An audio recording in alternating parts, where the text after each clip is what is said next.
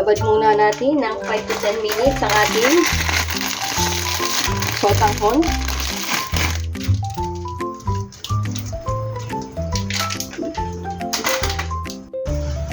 Start na tayo. Maglagay na tayo ng langis. Kapag mainit na ang mantika, unahin muna natin isang kutsa ang ating karning baboy.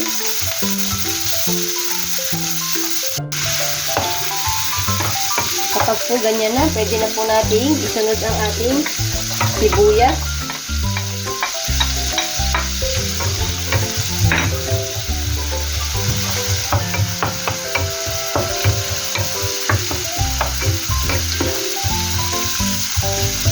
Isama na din natin ang ating bawang.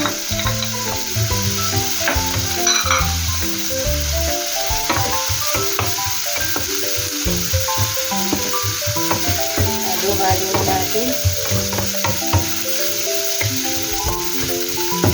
Sunod natin ang ating carrots.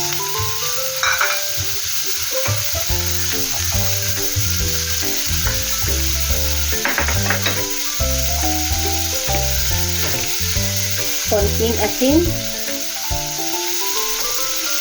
Konting paminta.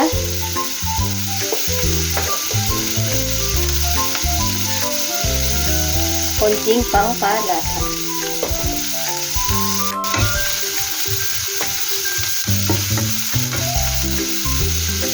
Kapag po okay na yung ating mga ginisa, lagyan na po natin ng sabaw.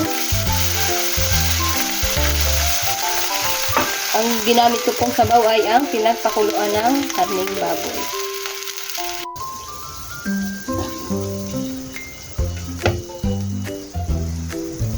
At kapag kukuluan na, ilagay na po natin ang ating sotanghon.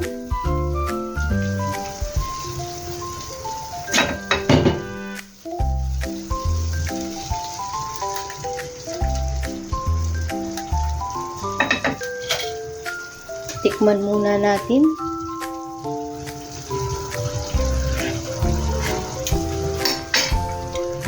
Add lang po ako ng kaunting asin. Matabang.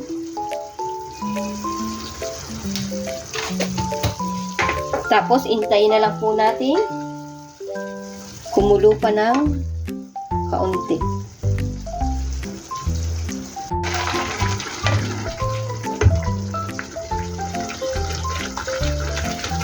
Okay na po sa akin yung ganitong lambot ng noodles.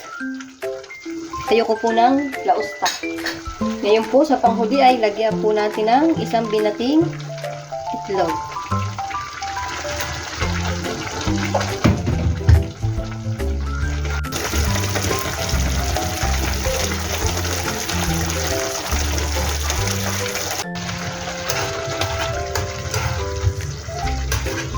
Meron na po tayong masarap na ginisang sotanghon.